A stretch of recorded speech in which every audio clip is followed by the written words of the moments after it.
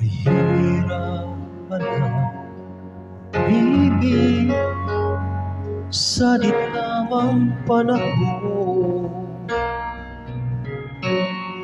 kung bakit ngayon ko lang natagpuan ang isang katulad mo. Sana noon pa kita nakilala, sana noon pa lang. Kahirapan ang ibig sa di tamang panahon, kung bakit ngayon ko lang natagpuan ang isang katulad mo.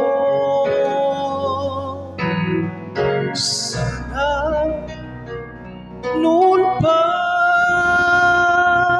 kita